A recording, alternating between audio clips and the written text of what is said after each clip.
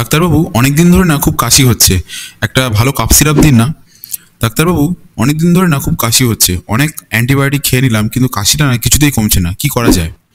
ডাক্তারবাবু অনেক দিন ধরে না খুব কাশি হচ্ছে, কফটা একদম বসে গেছে, কিছুতেই বেরোচ্ছে না।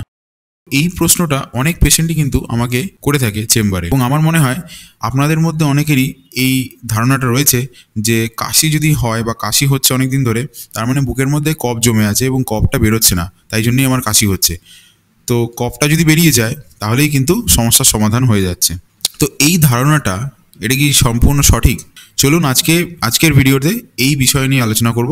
দীর্ঘদিন ধরে যারা কাশি নিয়ে ভুগছে বা মাঝে মাঝে যাদের এই কাশির সমস্যাতে ভুগছেন, তারা যেটা ভাবছেন এটা কি সম্পূর্ণ সঠিক কিনা। আমার নাম ডক্টর সুমন মণ্ডল, আপনারা দেখছেন আমার ইউটিউব চ্যানেল ব্রিথ ইজি। আশা করি ভিডিওটা হেল্পফুল হবে, ভিডিওটা পুরোটা অবশ্যই দেখবেন। তো সবার আগেই যে বড় যে মিথ সেটা ক্লিয়ার করে দিই, সেটা হচ্ছে যে কাশি মানেই যে সবসময় কফ, সেটা কিন্তু নয়, এটা মাথা থেকে বার করে দিন।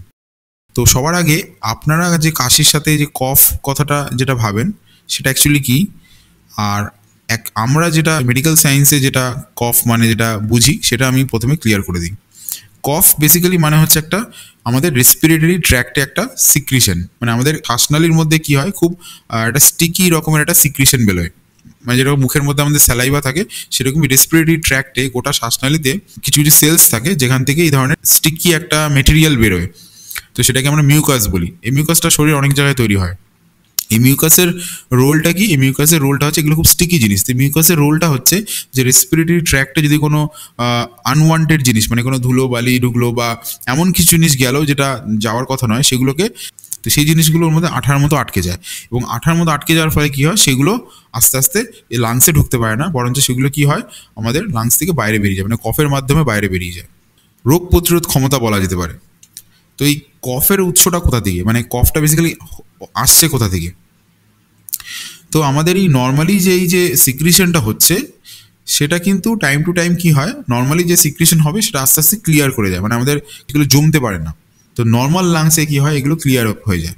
এবার কোনো কারণে সাপোজ যদি কোনো ইনফেকশন হয়, যেরকম সর্দি কাশি আমাদের হয়, সর্দি হলো, জ্বর হলো, অনেক সময় ইনফেকশন বলি আমরা, বুকে ইনফেকশন হয়েছে, তার মানে কি, যদি কোনো ইনফেকশন হয়, ভাইরাস হলো, ব্যাকটেরিয়া হলো, এগুলো গিয়ে যখন শরীরে ইনফেকশন করে, লাংসের মধ্যে ইনফেকশন করে, তখন এই যে মিউকাস সিক্রিশনগুলো অনেকটা বেড়ে যায়। কারণ আমাদের যেহেতু বললাম যেটা একটা রোগ প্রতিরোধ ক্ষমতার একটা অংশ আমাদের শরীরে, তো এটার মানে মাত্রাটা অনেক বেড়ে যায়, এবং বেড়ে গিয়ে এটা লাংসের মধ্যে, বুকের মধ্যে জমে, এবং শ্বাসনালীতে যে কোনো জায়গায় জমতে পারে। এবং এটা লোয়ার রেসপিরেটরি ট্র্যাক্ট, যেটা মানে লাংসের মধ্যে জমতে পারে, যেটাকে আমরা বলি লোয়ার রেসপিরেটরি ট্র্যাক্ট ইনফেকশন। এবং এটা ওপরের দিকেও, শ্বাসনালীর ওপরের দিকেও, মানে আমাদের নাক থেকে, গলা থেকে লাংস ঢোকার আগে অবধি, যেটাকে আমরা বলি আপার রেসপিরেটরি ট্র্যাক্ট, সেখানেও জমতে পারে, সেটাকে আমরা বলি আপার রেসপিরেটরি ট্র্যাক্ট ইনফেকশন। তো এই সমস্ত ক্ষেত্রে ইনফেকশন হলে আমার এই যে মিউকাস সিক্রেশনটা অনেকটা বেড়ে যায়, এবং সেগুলো ক্লিয়ার হতে পারে না, এবং তখন আমরা যেটা বলি যে কফ জমেছে বুকে। এই কফটা বেরিয়ে গেলে যে আপনার কাশি কমে যাবে সেটা কিন্তু নয়, মানে কফটা সম্পূর্ণ বেরিয়ে যাওয়া সম্ভব নয়, কারণ কফটা আপনার লাংসে নর্মালি তৈরি হচ্ছে। এই কফটার উৎস যেটা, সেটা হচ্ছে আপনার লাংস থেকেই তৈরি হচ্ছে, এবং এটা নর্মাল কন্টিনিউয়াসলি আপনার লাংসে কিন্তু তৈরি হতে থাকবে, এটা কোনো ওষুধে কিন্তু বন্ধ করা সম্ভব না। এবার আসছি এই কাশির কারণে। তো কাশিটা, যাদের এই ধরনের কাশি হচ্ছে, অনেক দিন ধরে কাশি হচ্ছে, বা কমছে আবার হচ্ছে, আবার কমছে আবার হচ্ছে, বা একটানা হয়ে যাচ্ছে, তাদের মূলত তিনটে কারণ থাকে। এক নম্বর কারণ হচ্ছে অ্যালার্জি, বিভিন্ন রকমের অ্যালার্জির জন্য এই কাশিটা তাদের থাকে। সেকেন্ড হচ্ছে অনেক সময় যেটা তাকে বলে আপার এয়ারওয়ে কাফ সিনড্রোম, মানে আমাদের এই মাথার যে হাড় বা নাকের যে হাড়, এই তার পেছনে এরকম কিছু জায়গা থাকে যেটাকে বলা হয় সাইনাস, মানে এগুলো হচ্ছে হাওয়া ভরা কিছু ক্যাভিটি, ঠিক আছে, হাড়ের মধ্যে কিছু হাওয়া ভরা ক্যাভিটি, তো এগুলোকে বলা হয় সাইনাস। এই সাইনাসের মধ্যেও কিন্তু ওই একই জিনিস, এরকম মিউকাস সিক্রিশন হয়। এই মিউকাস সিক্রিশনগুলো, এগুলো কিন্তু নর্মালি তার একটা মানে চ্যানেল আছে যেটা দিয়ে ওটা সিক্রিশন হয়, মানে যেটা দিয়ে এটা সার্কুলেট করে, মানে তৈরি হচ্ছে আবার একটা জায়গা দিয়ে বেরিয়ে যাচ্ছে, মানে এটা কোনোভাবেই জমতে পারবে না। যখনই জিনিসটা জমবে তখনই প্রবলেম হবে। তো যাদের এই সাইনাসের প্রবলেম থাকে, তাদের কি হয়, এই জিনিসটা যাদের এই সার্কুলেট হতে পারে না, তখন এই সাইনাসটা পেছনের দিক দিয়ে, আর এটা কি হয়, আমার গলা দিয়ে ড্রিপ করে, মানে গলায় চলে আসে, এবং অনেকের কি হয়, যেটা হয় যে গলা ঝাড়তে হয়, এবং গলায় মনে হয় কিছু আটকে গেছে, তখন তাদের কি মনে হচ্ছে গলায় কিছু আটকে আছে, গলাটা অস্বস্তি ভাব, কাশি হতে পারে, কাশলে তখন একটু কফ বেরোতে পারে। তো এই ব্যাপারগুলো থাকে, এটাকে বলা হয় আপার এয়ারওয়ে কাফ সিনড্রোম। এই প্রবলেমটা থাকলেও কিন্তু তাদেরই অনেক দিন ধরে ক্রনিক্যালি একটা দীর্ঘদিন ধরে কাশির সমস্যা তারা কিন্তু ভুগবে, এবং এটা বিশেষ করে শোয়ার পরে রাত্রেবেলা বিশেষ করে এটা বেশি হয়। 3 নম্বর কারণ যেটা, সেটা হচ্ছে অ্যাজমা। অ্যাজমা কথাটা শোনার পরে হয়তো অনেকে ভাববে যে ওটা তো একটা টানের সমস্যা, ওটা তো হাঁপানির সমস্যা, কিন্তু শ্বাসকষ্ট তো আমার হয় না, আমার তো শুধু কাশি হয়।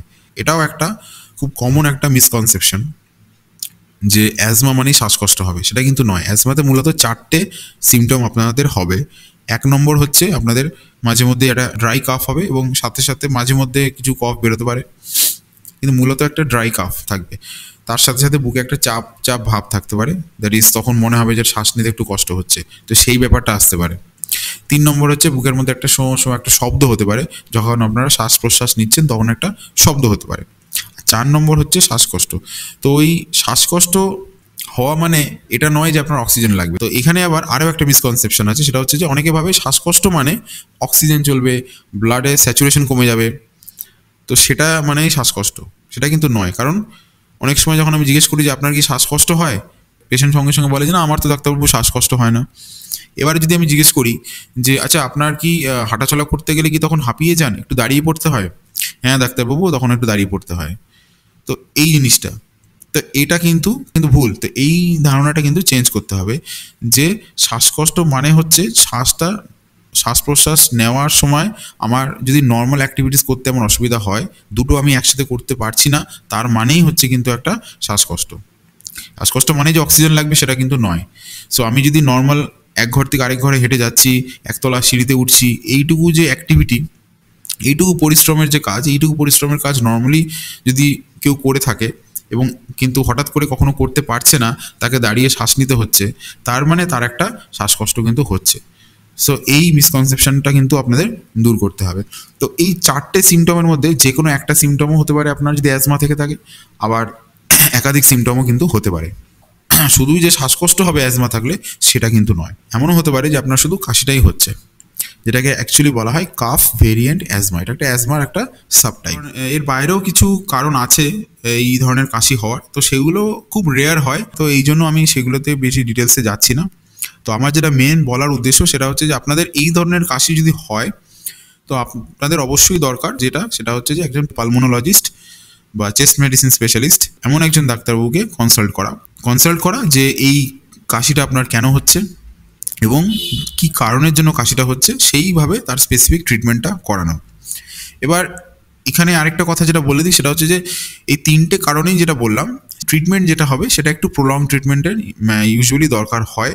বিশেষ করে অ্যাজমার ক্ষেত্রে আরও বেশি প্রলং ট্রিটমেন্টের দরকার হয়। অনেকে হয়তো ভাবছে যে অ্যাজমা তো সারে না, ইনহেলার নিতে হয়, এবং একবার ইনহেলার নিলে সেটা অ্যাডিকশন হয়ে যায়, সারা জীবন নিয়ে যেতে হবে, তাই অনেকে চিকিৎসা করায় না, জানে অ্যাজমা আছে তার সত্ত্বেও কিন্তু চিকিৎসা করায় না। তো এখানে দুটো কথা আমি বলবো, সেটা হচ্ছে যে কিছু রোগ থাকে এমন যেগুলো হচ্ছে ক্রনিক ডিজিজ বলে, যেরকম আমাদের প্রেশার, সুগার, থাইরয়েড, এই ধরনের যাদের রোগ আছে তাদের ইউজুয়ালি লাইফ লং মেডিসিন নিতে হয়, ঠিক আছে। তো এরকম মেডিকেল সায়েন্স অনেক রোগ আছে যেগুলো ক্রনিক সমস্যা এই জন্য বলা হয়, যেগুলোর সিমটমস অন অ্যান্ড অফ হয়, এবং সেগুলো অনেস্টলি বলতে গেলে কিওর হয় না, কিওর হয় না, বাট ডেফিনেটলি সেটা ট্রিটমেন্ট কিন্তু করলে খুব ভালো রেসপন্স করে মানে রোগটা কিওর হবে না, কিন্তু রেমিশনে চলে যাবে। এবার রেমিশন মানেটা কি? রেমিশন কথাটার মানে হচ্ছে যে রোগটা এমন একটা অবস্থানে চলে গেল, মানে রোগটা এমন একটা লেভেলে চলে গেল আপনার শরীরে, যেখানে ওটা থাকা এবং না থাকা প্রায় সেম।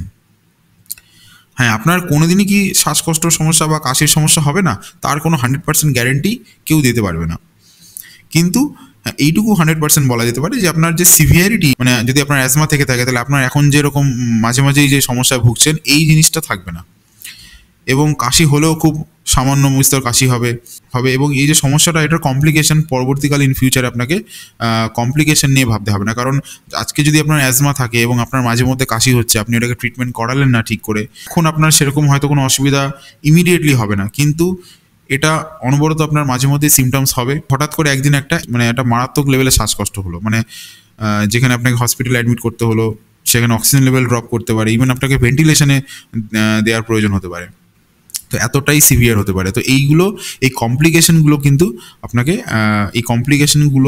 থেকে কিন্তু আপনি বাঁচতে পারবেন যদি আপনি সঠিক ট্রিটমেন্টটা এটাকে করান। অ্যান্ড সেকেন্ডলি, এই অ্যাজমা হচ্ছে একটা রিভার্সিবল কন্ডিশন, মানে সিমটমসগুলো কমপ্লিটলি রিভার্সিবল হয়, মানে সিমটমসগুলো ওষুধ দিলে একদম নির্মূল হয়ে যায়। হ্যাঁ, আবার সিমটমস ফিরে আসতে পারে, দ্যাট ইজ ডিফারেন্ট। তার জন্য তার কিছু প্রোটোকল আছে, কীভাবে চিকিৎসা করতে হয়, ট্রিটমেন্ট প্রোটোকল আছে, কিন্তু সিমটমসগুলো কিন্তু পুরোটাই অফ হয়ে যাবে, সিমটমসগুলো কিন্তু পুরোটাই রিগ্রেস করে যাবে।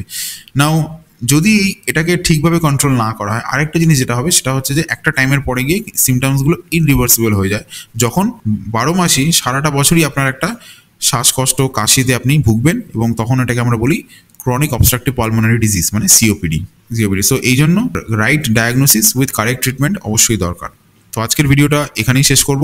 ভিডিওটা ভালো লাগলে অবশ্যই লাইক করবেন, শেয়ার করবেন, চ্যানেলটাকে কাইন্ডলি সাবস্ক্রাইব করে দেবেন। সো আজকের মতো থ্যাংক ইউ, আবার দেখা হবে অন্য একটা ভিডিও নিয়ে।